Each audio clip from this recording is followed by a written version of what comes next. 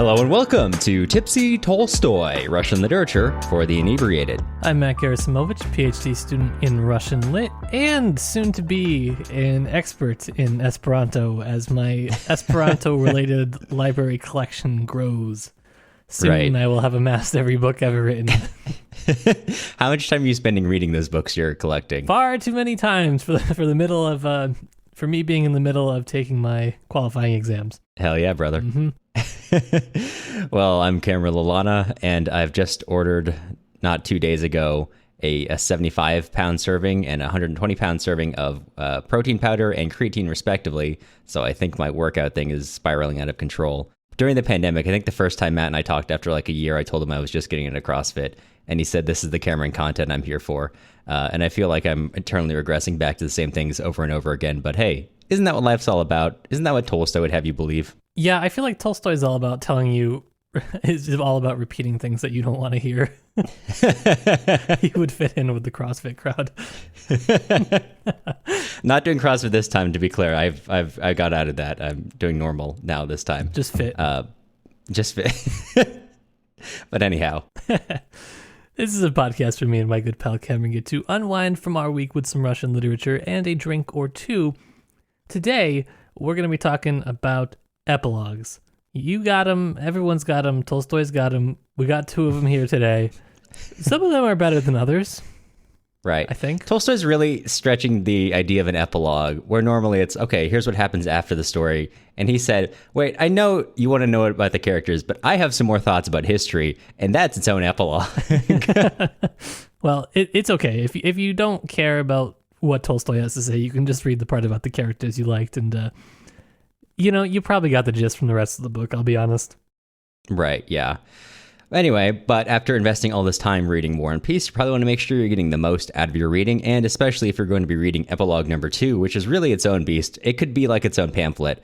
You should head on over to patreon.com/tipsytolstoy, where we're posting a reading guide for each episode in this series, including a quick commentary on major quotes and themes, and boy howdy, are you going to need it for Epilogue Part 2. And yes, I'm behind on posting reading guides, but they will all be up very soon. As soon as he's finished dying through his comps exam, so I think we can let it slide. Just this once. And hey, speaking of Patreon, we wanted to extend a sincere thank you to our newest patron, Nicholas. Nicholas, thank you for supporting the podcast. If you're not interested in Patreon, but you still want to help us out, you can leave us a nice review on Apple Podcasts or sign up for our email list on our website, tipsytolstoy.com. And Matt, for the first time in a while, we're not recording at, 8 a.m. in the morning, so bring anything to the table to drink? Yes, I am drinking a twisted tea. Very nice. This is actually what the 19th century Russian peasant used to drink, so I just feel like I'm kind of honoring them. Sure, yeah. Drinking this twisted tea in kind of a God-honoring way. You're bringing together tea, very big part of Slavic culture, vodka, another part of Slavic culture, and you're combining them into one product to show your respect. Yeah, sure. What are you drinking? Well, I'm anyone who works with measurements. I don't know if you work in science or maybe you're a baker. I'm gonna need you to stop listening for the next 20 seconds. But I've just made the world's biggest gin and tonic unintentionally. Okay. I did not have any clean measuring instruments on me, so I knew 2 ounces of gin. I'll just grab my scale. I looked at it from the top. I poured 2 ounces. I picked it up and said, that seems like an awful lot of gin. And then it occurred to me that 2 ounces and 2 fluid ounces are not the same thing. Well, they can be, but not necessarily. In this case, they are definitely not. And of course, I had no way to go but just to then add the similar amount of way overdone tonic water. So I have a lot. I've got a lot of gin and tonic here. So we're going to see how this episode goes. I'm surprised that you measure. I feel like measuring for me is done. I'm done with STEM completely. You don't measure your cocktails? Not ones that only have 2 ingredients. Yeah, but you gotta have if I was a consistent gin and tonic drinker, maybe I wouldn't need it. But I'm very inconsistent. I don't drink them very often, so I feel like I know it's a 2-to-1 ratio, typically, but I feel like I can't eyeball that. I can eyeball a pan. I can eyeball a pot. I cannot eyeball a shaker. Did you shake it? No, no. Sorry, I got to clarify a lot of things I don't do in this episode. I do not shake my gin and tonics. Okay, we'll try to get too much about Cameron. any people who are really into mixology there, you can let your heart rates level out now.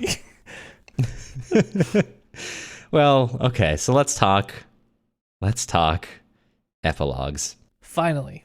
Yeah. So as epilogue 1, I believe this. I've got 2 sections. I've got notes on chapters and just like big quotes I like. I believe this is the part of epilogue 1, but I did not label it. 7 years had passed. The storm-tossed sea of European history had subsided within its shores and seemed to have become calm. But the mysterious force that moved humanity, mysterious because the laws of their motion are unknown to us, continued to operate. So I'm going to open the epilogues with that because 2 things are happening here. First of all, we're going to cover what carries on with our characters and also a broader discussion of an idea of history that Tolstoy is putting forth to us. And yes, he's been talking about theories of history this whole time, but this time he kind of buttons it up, brings it to a close, if you will, and starts addressing a lot of particulars, because if we know one thing about Tolstoy, it's that he's incredibly pedantic and is probably familiar with the fact that other people would be just as pedantic as him with his ideas, and decided to head that off by countering all the possible arguments he could think of. Yeah, it really makes you think, why did I read like 800 pages of Tolstoy digressions? Right. So this part of the book covers basically 1813 to 1820. Most of this book has been, this war that happens partially in the Russian Empire in 1812. And now we're moving on to the next 7 years. And at this point, we've moved on from warfare, and it's, as he calls it, the sea of history is not driven as spasmodically as before. And now we turn from a time of, warfare of armies to death and destruction to, a time characterized more so by political infighting and just fighting regularly, diplomatic engagements, laws, treaties, whatever.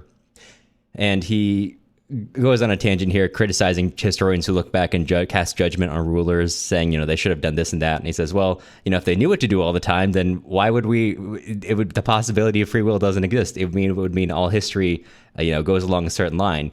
They would have to know what's right and what's wrong, and no one's that impartial.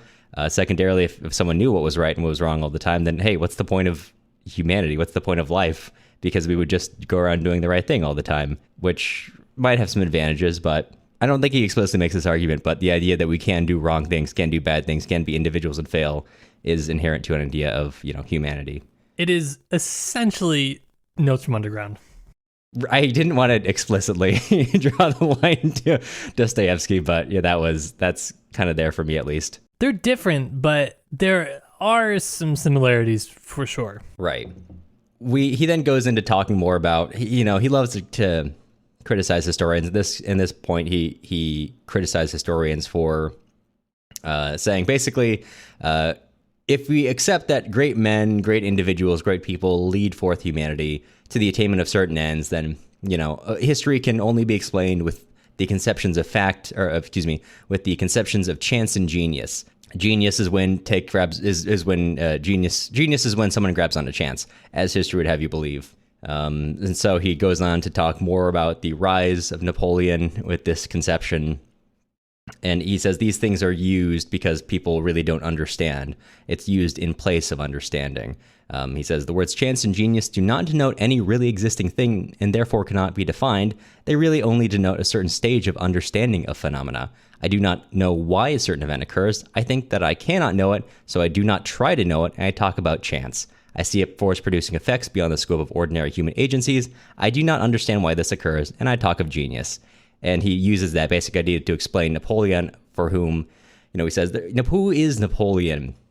Who is this man who had many failings, had many successes, and oftentimes those are brought about not just by him, but by the people around him, by the belief that he should, by virtue of being great, be doing these things, and so they therefore turn their agencies and their belief and their power into supporting him. And then when he was no longer in that position, they turned away from him, and he went from being a great man carrying out a war to a criminal carrying out mass murder. And the only difference between those two things is how the people around him, believed him to be, as he has laid out before.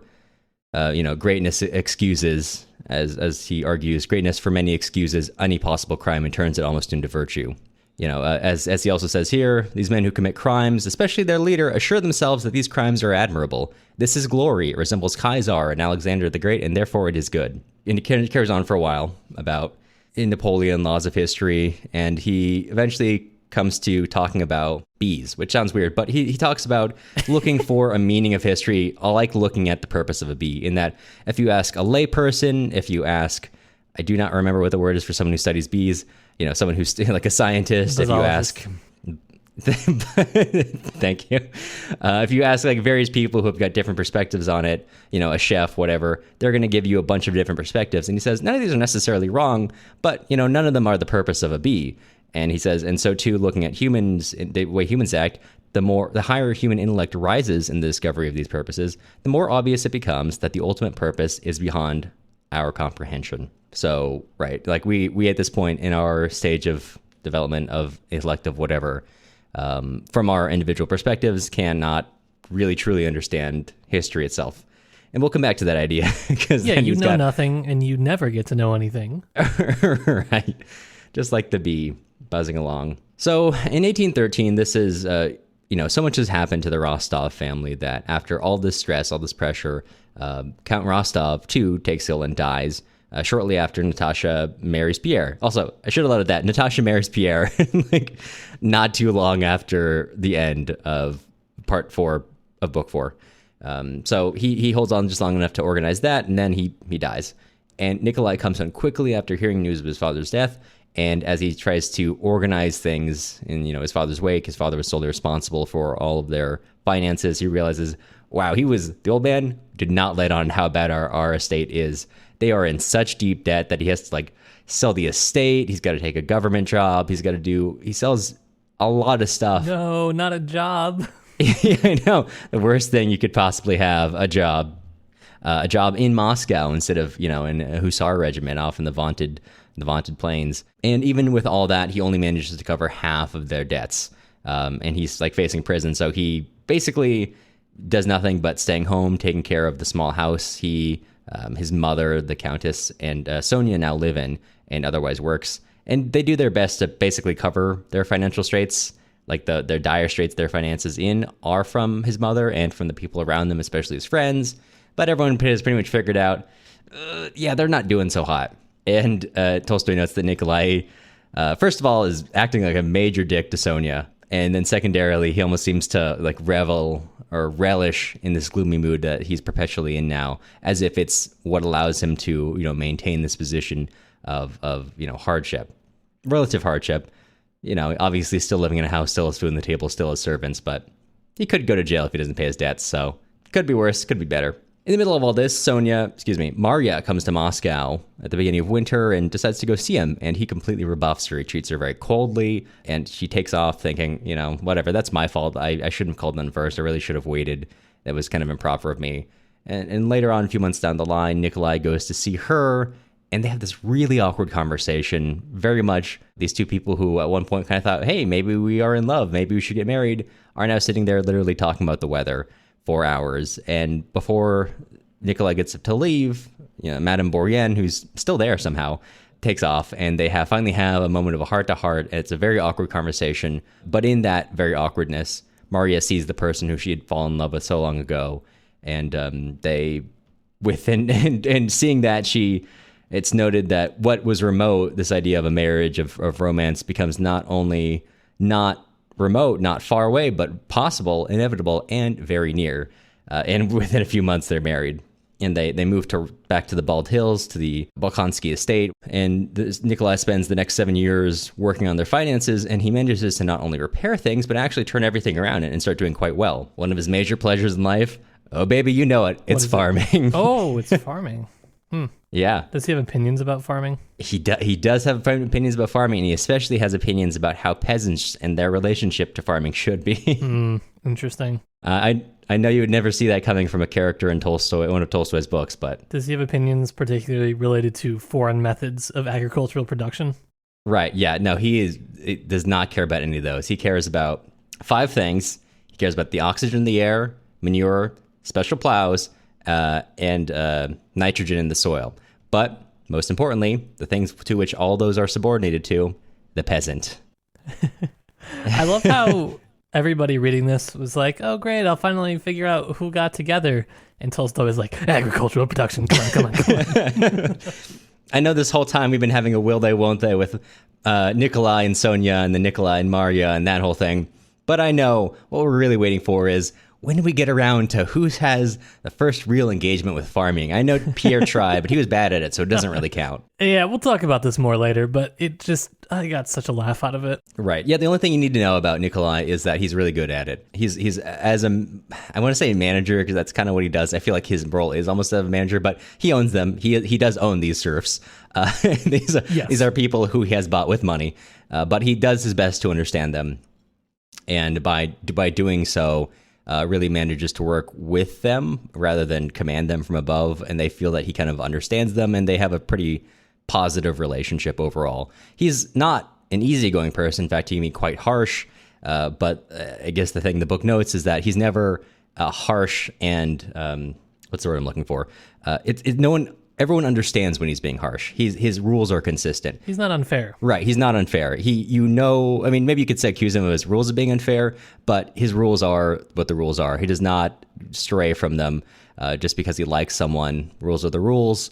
Everyone understands what they are, and the peasants seem to, as Tolstoy would have you believe, appreciate that they know basically what their boundaries are, and they have someone who understands them elsewise.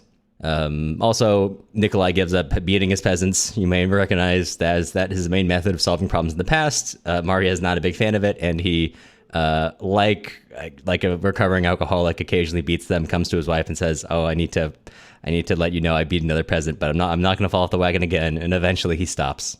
Sonia is there, and she's compared to a cat again, but now in like the saddest possible way. And the exact line is, like a cat, she had attached herself not to the people, but to the home. It's different. She's just in the background now. So carrying on from there, we are now in 1820, and we start to have go from a general overview down into a specific period of time between mostly Maria, Nikolai, as well as Natasha and Pierre. At this point, they all of them in this December of 1820, they all have a number of children.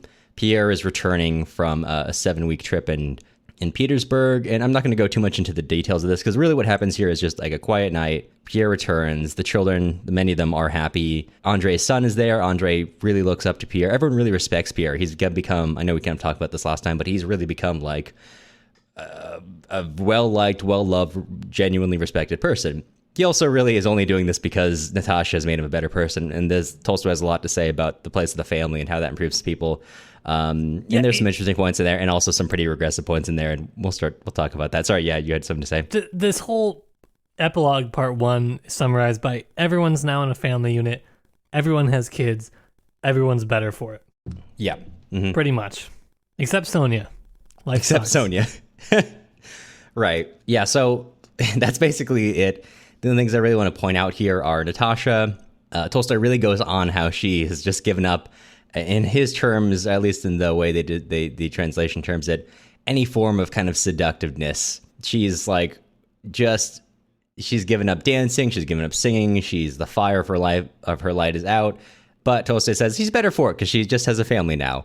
And then he writes this: there were then as now conversations and discussions about women's rights, the relations of husband and wife, and their freedom and rights, though these themes were not yet termed questions as they are now, but these topics were not merely uninteresting to Natasha. She positively did not understand them. So, really coming through some of Tolstoy's beliefs on women. I know. I actually feel like he could have made a point that is like, interesting. You could consider it on some level.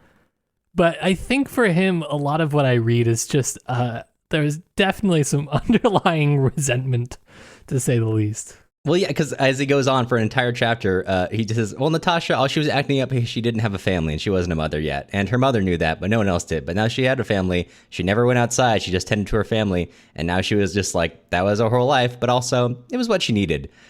I can promise you Tolstoy's wife did not think that.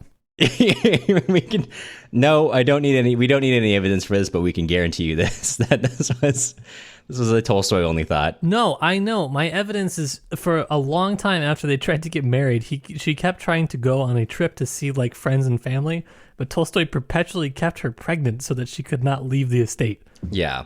I don't know if that's the man that you trust to answer the quote unquote woman question. Yeah. Yeah, I mean, who could have expected this attitude from the man who'd go on to write the Kreutzer Sonata? Who could, really? Truly. I do think there is a larger point being made in here, bundled deeply within, that you could make an argument for, or at least consider. We shall discuss. Right, we'll come back to that. The only other thing I want to note here, actually two things. One, the old countess is carrying on, and she's pretty much just there to eat, be angry, and sleep. But everyone recognizes, hey, that's how life goes. And they said, hey, so we're going to be nice to her anyway. How many years do I have until I get to that part of my life?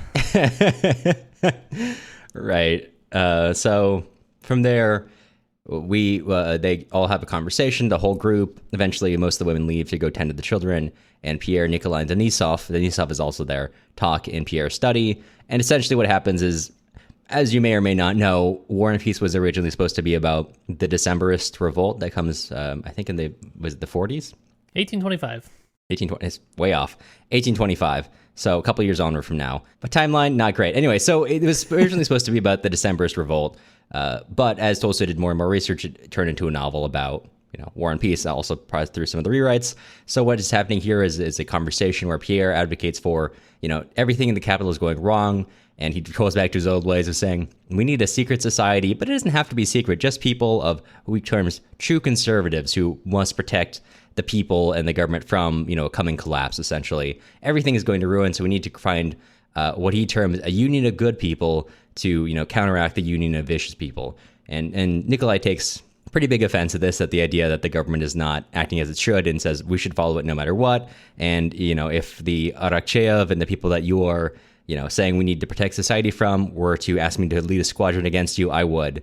And then they go into a kind of awkward silence for a little while, and then they go their own ways, and both Pierre and Natasha and Maria and Nikolai have their own marital conversations where it's noted how much, after so many years together, they kind of understand each other at a really basic level, down to not even really need to finishing conversations because they already know what their points both of them are going to make.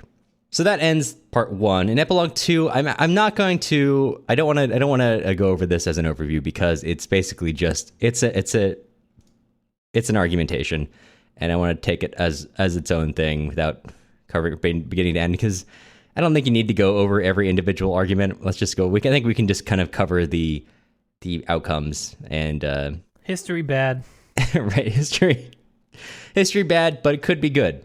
Who's to say? Is the basic idea. We don't need to go through all the argumentation. If you're really interested, War and Peace is online for free. Frankly, epilogue number 2 could be read as its own piece. You did not need 1,000 pages of setup to understand this.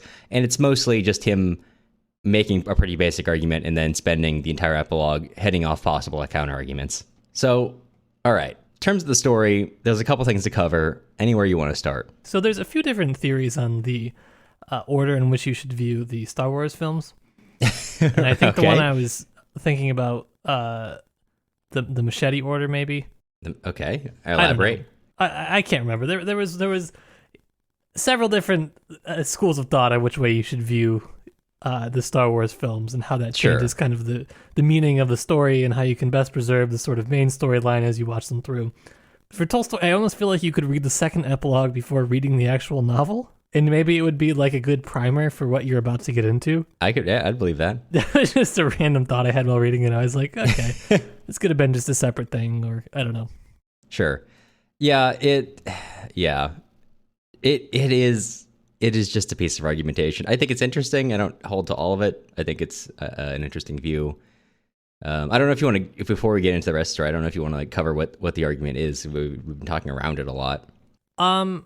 We can. I just wanted to say about it how it kind of continues on the trend for Tolstoy throughout the entire novel, which is that the Russian novel doesn't look like the novel in the rest of the world at this point, for the most part. Right. It's a lot longer. It makes a lot less sense. It's a lot less cohesive. And the second epilogue is just kind of a continuation, I think, on that. I don't know this definitively, but in my experience, most books have one epilogue. Right.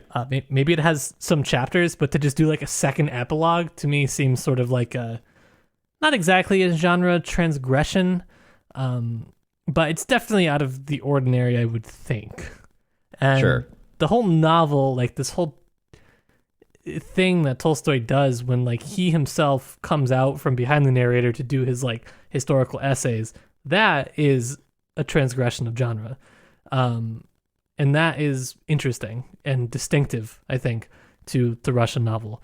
And that is what makes War and Peace so fascinating to me. And the fact that he chooses to end on that is also really interesting because it puts the novel in almost like it puts the plot in almost like a subordinate position to his theoretical arguments, because you don't end on, wow, that was a convincing, conclusive story. You end on argument. Sure, yeah. Yeah, so as long as we're talking about it, let's cover it in basics. So let me start from the top down, which is his argument essentially here is that how do we talk about history? And he goes through this whole thing saying this is the way historians carry on the study of history. And we've been talking about that a lot, talking about great powers, great individuals, whatever. And the great responsibility that comes with great power. You're right. And he does go into a bit more nuance here, acknowledging that not all historians have the same aim, right? Like a national historian does not have the same aim or method as a cultural historian, who does not have the same aim or methods as like a world historian. Oftentimes they're clashing. But he goes through their various ways of trying to address the essential problems, in which he termed the essential problem to be what is the study of power? Because to him, right, like no matter how do peoples move, how do people respond to things? Okay, so we do have someone out front. That is true. That is a historical fact. You tend to have a form of governance, traditionally a hegemon of one sort or another, either an individual or a small group. And then, so why do the people follow them? Either it can be the case that people, by some divine authority, like traditional historians would have you believe, prior to modern ones, that like the authority of God or whatever, that people just directly give that to the hegemon. Or it could be an indirect form of people just like kind of trust them for reasons they know, or it could be people trust and follow for reasons they don't know. And he goes through and says why each of these are basically trying to address the problem of power. How does power happen? What power moves individuals into carrying out what historians would traditionally call like this, a phenomenon of history. And he says basically trying to understand power, it's something that we have just up to this point accepted as a feature and has gone unremarked upon, but it's the essential question that we need to solve before we can really move forward with a study of history, which he's not against, just he's against how it's done. And he basically argues that we need to figure out what this power is his essential question. And he says some people might term this free will for individuals, but he says that this problem of free will is expressed at every step of history. And then he starts talking about Copernicus and ideas of gravity, for example. And he says it was not an easy realization for people the whole to come to how the sciences now understand their solar system. So, in this first case of understanding the solar system, it was necessary to renounce the consciousness of an unreal immobility in space, gravity, and to recognize a motion we did not feel. In the present case, being history, it is similarly necessary to renounce a freedom that does not exist, free will, and to recognize a dependence of which we are not conscious. So what he's essentially putting forth is every individual person, despite the fact that we might think we're driven by our own free will, is actually being driven by an unknown force, their relationship to the people around them, to their leaders, to their society, to their laws, whatever it may be. He says, I don't know what that is, but there are forces which relate us to the things, to the society around us, which we don't have a name for yet, although we might call power. And we need to solve that problem before we can really understand how history happens. Which is a good argument. It's fine. I think it's interesting. I think, right, it certainly that as a question that has been addressed many times by philosophers of politics and historians since then, but of the era, and as a general question, and also as a point of, I think he makes a really interesting thing, a really interesting piece of argumentation here, saying, in the past, the historian this believe that there's a direct participation of the deity, whatever that might be, in human affairs. And he says modern history in theory rejects that idea, but in practice just engages in the same thing, switching from, okay, well, that's the will of God, to, well, that was the will of whatever, the genius, the scientist, the leader. And I think it is an interesting idea to put forth how one can reject the language of an idea while still inherently, that idea still being completely prevalent and throughout a society. Yeah, there's also something to the linearity, I think, of history that Tolstoy really takes issue with. I don't know for him if things really move forward or backwards. I think at best what he advocates for is a sort of incremental type of progress. I don't know if he would call it progress, though, because of its sort of political connotations. I think that it more has to do with just like sort of Nikolai's estate as the model, this sort of consensus-based, progress, if you will, or consensus-based change, maybe. And so to study, right, like history as a series of historical events that necessarily denote some sort of progression, that doesn't really work.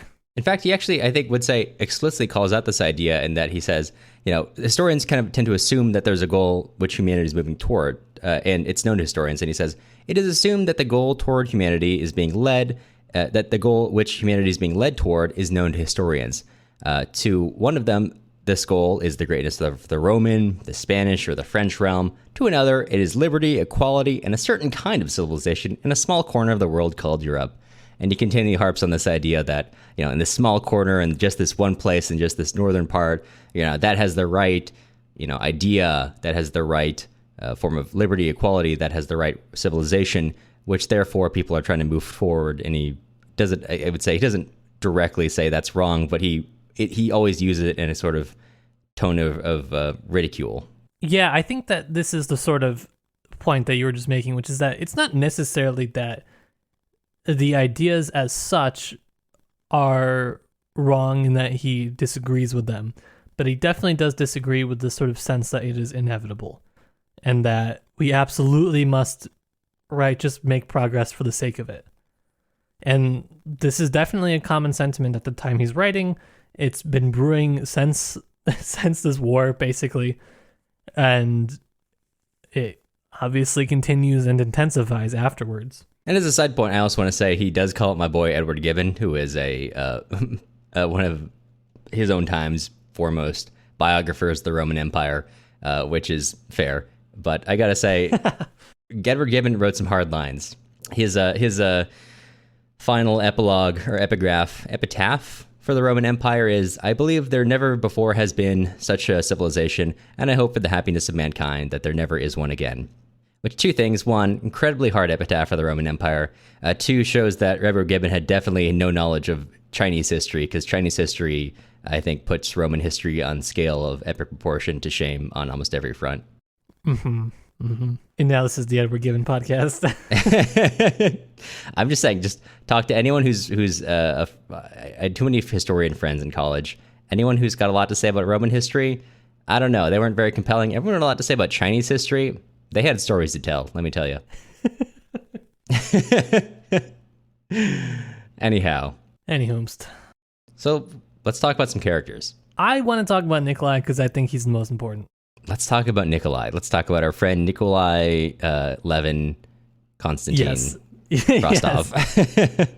I think in some ways he's the most compelling argument for Tolstoy's theory on a character level. Now, I said just a minute ago, right, that the plot is in a lot of ways subordinate to Tolstoy's argumentation. And I think that a lot of the characters are just kind of playing out what Tolstoy is trying to say. I think he's less convincing in the epilogue than he is in the rest of the novel. However, I do think Nikolai is the sort of poster boy, if you will, even though everybody eventually conforms to sort of Tolstoy's way of life. But Nikolai, if you remember, he was not good at managing his father's estate when he came back from the military, when he knew that they were in severe, severe debt. And he tried to straighten it out, but it went pretty much just as terribly as his father did. Really no success. What did he do? Beat the housekeeper, and basically nothing ended up coming of it. Now I think he has learned, right, how to manage his affairs, which I don't know if this is sort of like the microcosm of the state for Tolstoy or exactly how it works out, but the household life is the most important thing that you can learn how to manage for Tolstoy. And Nikolai is able to do this. And this is a sign, I think, of his personal advancement that's shown in the epilogue, because he goes from about halfway through the book being terrible at doing all this stuff, no better than his father, to actually, right, like paying back the debts and, rebuilding his childhood estate and kind of getting his family together, right, and not just falling into this sort of like, as you see in Anna Karenina, like the complete disintegration of the family through debt, like Stiva. The family still holds some sort of like, almost moral center for him that he is able to, I don't know, advance through, or he's able to kind of progress himself through. And I think that is shown mostly through the agriculture. I really hate to say it. Tolstoy uses agriculture as a really big marker of sort of interpersonal understanding, honestly.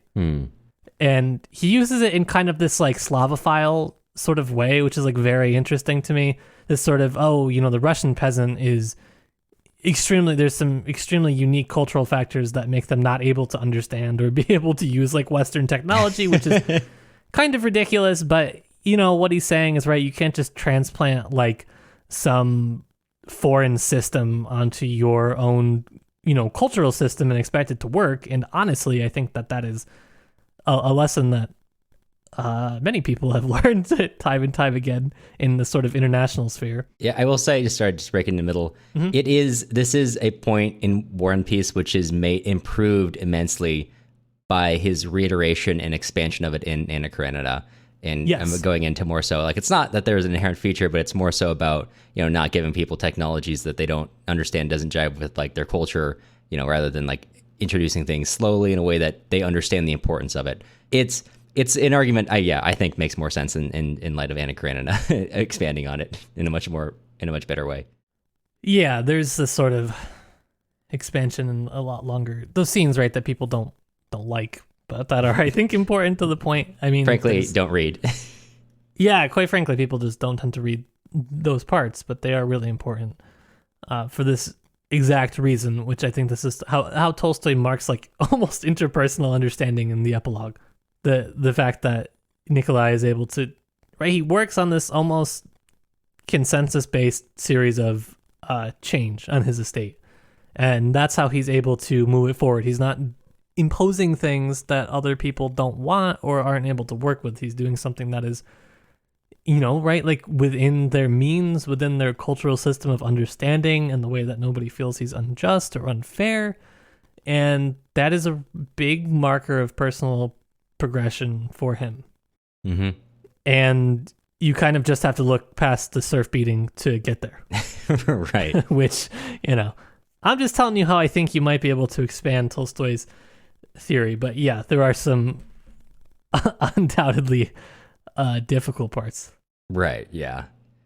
And I mean, I think that's one of the upsides in reading War and Peace. And I know we've formally talked about how, in a lot of ways, Anna Karenina should be read as two different novels, and a lot of meaning should be found in the interaction between those two separate novels. I think you could almost expand that to, completely unintentionally his part, a dialogue between those two novels of Anna Karenina and also the novel of War and Peace. Not at the very least, because I think you can really see an evolution of ideas of his thinking and what's at the forefront of his mind over the course of the book, and the way in which that argumentation, some of it becomes more developed, like to your point about the place of agriculture and the way that gets developed in Anna Karenina, and also the lines of argumentation, which more or less just get dropped. Yeah. Or might get rephrased in a much more subtle way.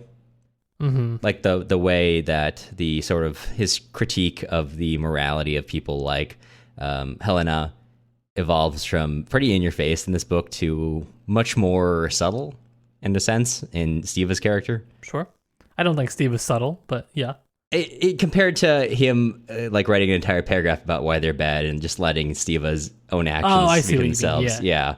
That's what I think is interesting. I think he doesn't say Stiva's bad, I don't think, in Anna Karenina, but he clearly is, but he writes him like in a funny way where even people that read it are like, haha, isn't Stiva so funny? Not really. No. Not really. You wouldn't find it funny if you're married to him. Right. And, for Helena, who is basically the same character traits, and also her brother, whose name escapes me at the moment, basically the same thing, but Tolstoy does let you know very directly as a reader exactly why they're bad, and he kind of lets that stand later on. So Sure. I think, reading an evolution of each of these ideas or the way he portrays them is interesting. So should we talk about the family finally? Let's talk about the family. Because I have my own theory on the family that is, I'm not really sure based on anything. It's based on a couple Twisted Teas and a second attempt at reading War and Peace. Sure. Well, that's where the best thoughts come from.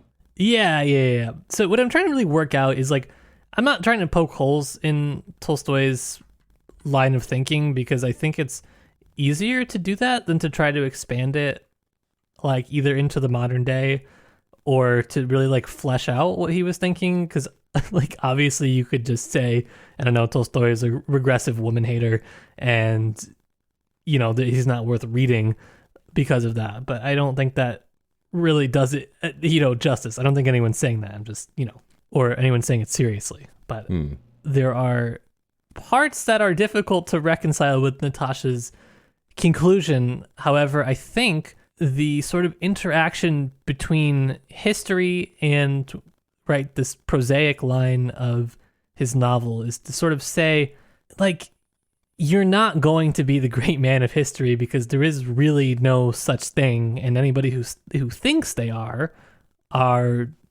kind of idiots, and they're really just fooling themselves, and that leads to some sort of like inauthentic life. Mm-hmm.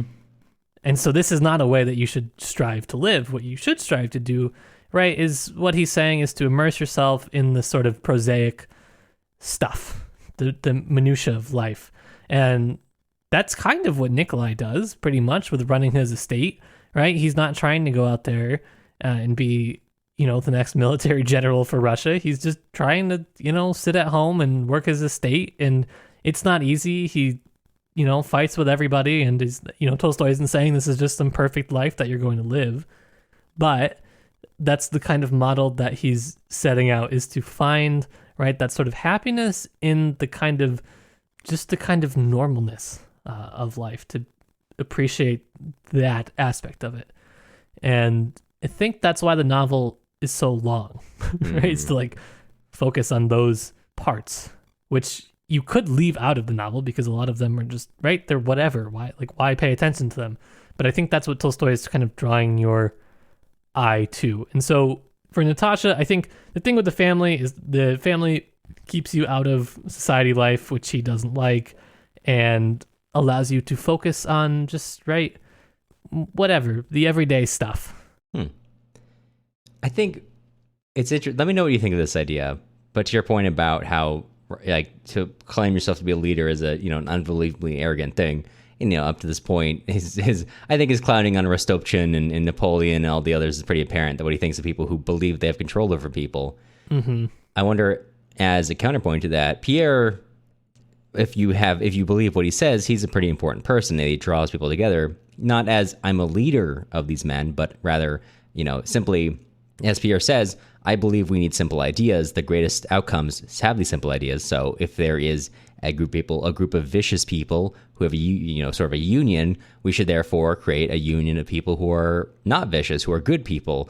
And people seem to draw to that idea very simply, not as I am a leader, but simply I am one. I'm drawing people together into their own sort of agreement. And Natasha thinks, this is my husband. He's Pierre. Could he really be this sort of, this so important in this Petersburg life?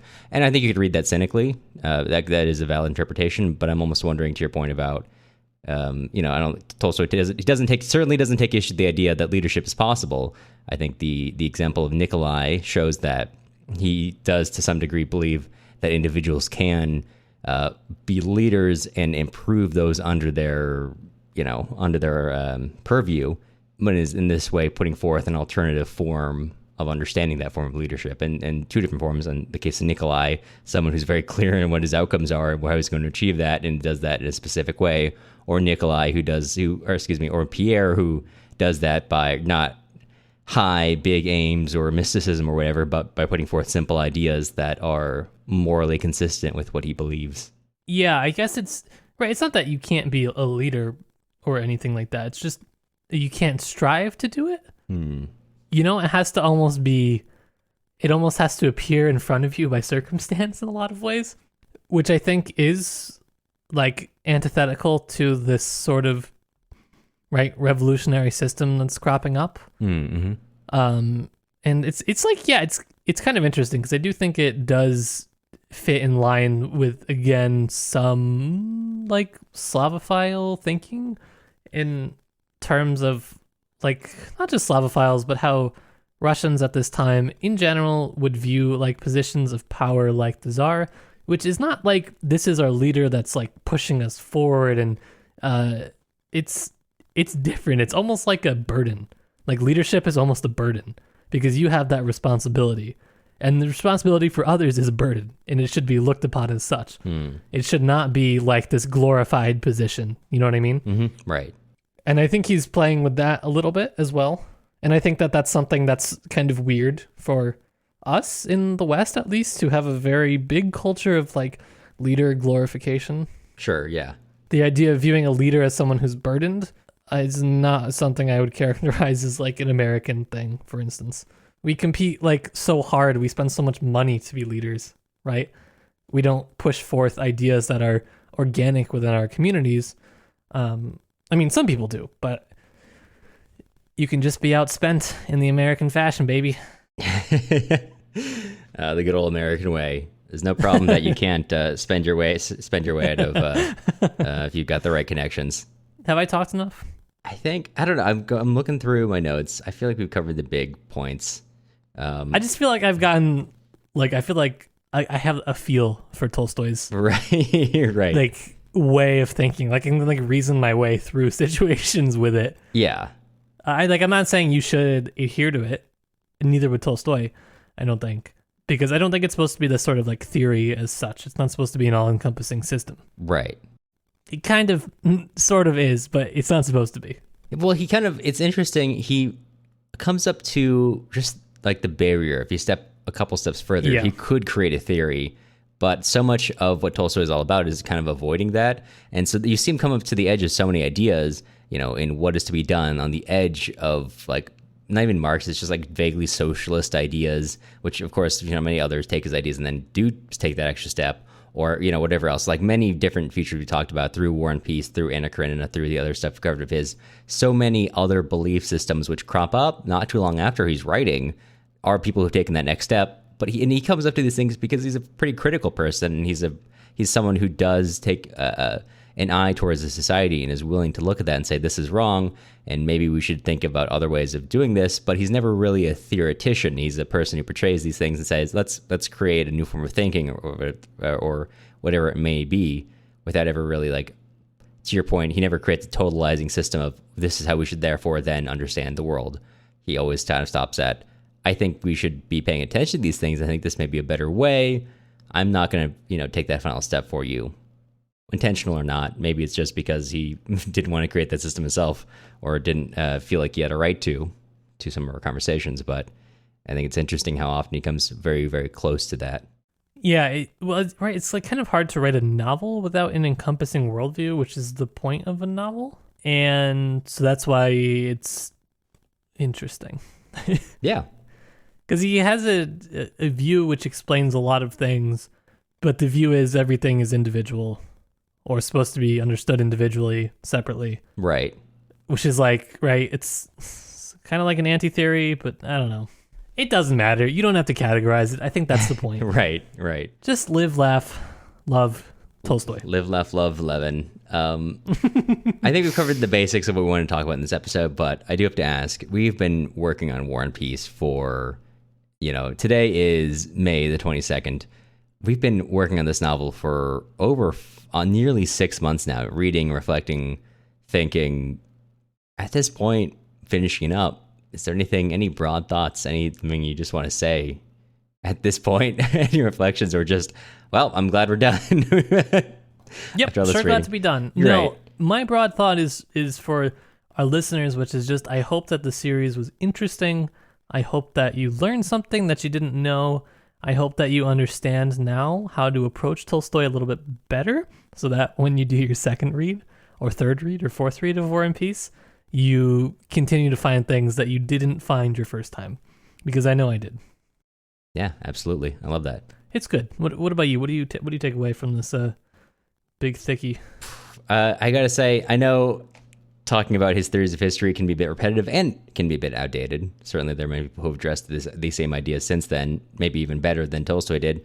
But I think it's compelling. I think for someone writing in his time, writing pretty originally, and critiquing not only his own society but many others around them on how they view history, on like engaging in a form of history, which he advocates for stuff that as when I was studying journalism stuff, I was really interested in, the sort of journalism that leads to like Howard Zinn or Studs Terkel or Svetlana Alexeyevich to do their very people-oriented versions of history. Frankly, even Vasily Grossman to do their very people-oriented versions of history. That's something that I find really, really cool, very interesting.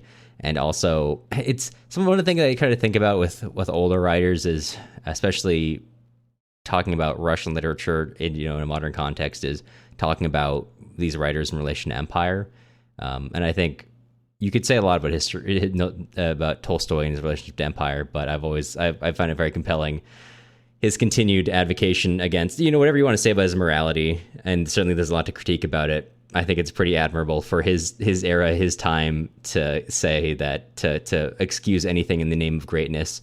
He doesn't use the word colonialism, but to excuse murder in Africa and in Malta and in Russia as just a feature of greatness, as nothing but meanness, and why we need to have more consistent form of morality. Whether or not you want to buy into the form of consistent morality, that which is a fair critique, I think it is compelling.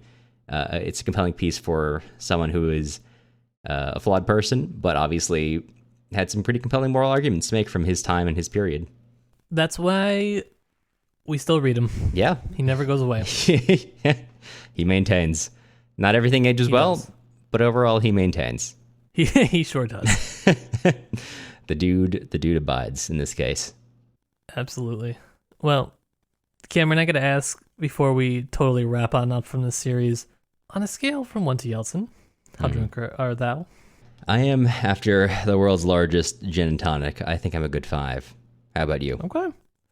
I was getting up there, and then I only brought one twisted tea to this podcast. Sure. And I talked a lot about the novel, and now I am not so high up there. That is fair. That's how it goes. That is how it goes. Well, normally I'd ask you, and I know we've foregone this question the last couple of episodes, I'd ask you, what are we reading next episode? But hey, we're actually taking a break in June, and we will not be, well, there will be next episodes, but instead, if I may, Matt, instead of directing to you what we'll be covering in our next episode, let me tell you, look forward to a sort of a wrap-up episode, which will be coming out just a couple days after this podcast comes out, talking about what we'll be covering, what will be happening in June. We're not going away, although we will not necessarily be releasing new content, as well as a bigger announcement for the podcast going forward. Yeah, this is our normal June break. We do a summer break every year because we are very tired from doing the podcast. Right. It is very fun and rewarding. However, I feel like just in order to keep up our schedule and everything, we need prep time to sort of pat ourselves a little bit. We ran out of our cushion this spring, and it didn't feel good. It's been 5 months of great thought, great reading, 5 months of really running down to the wire. We can be honest. Yeah. So yeah, we need a little time to get ahead, do some more planning, and also Matt has to finish his comps. So eventually, by the time we come back in person, so to speak, we'll be done with that. But yeah, look out, keep an eye out for that. It's going to be coming out in just a couple days.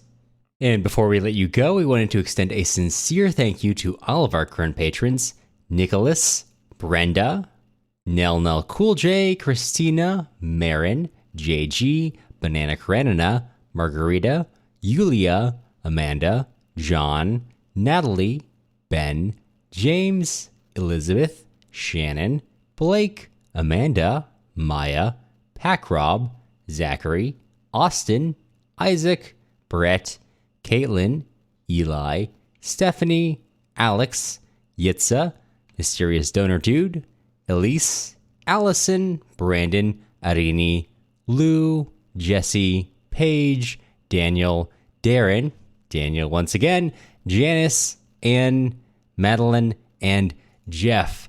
Podcasting isn't free and grad school doesn't pay very well, as Matt will tell you many times over. So if you're interested in joining with our Patreon with our current patrons and to stop us from doing 5 months on a single book once again, also to keep the show running, I guess, take a look at our Patreon at patreon.com/tipsytolstoy. The music used in this episode was Soviet March by Toasted Tomatoes. You can find more of their stuff on toastedtomatoes.bandcamp.com and also on YouTube under the same username. If you're looking for other places to find us, you can also follow us on Instagram at Tipsy Tolstoy Podcast, on Twitter at Tipsy Tolstoy, or you can join our email list on our website, tipsytolstoy.com. You'll hear from us again soon.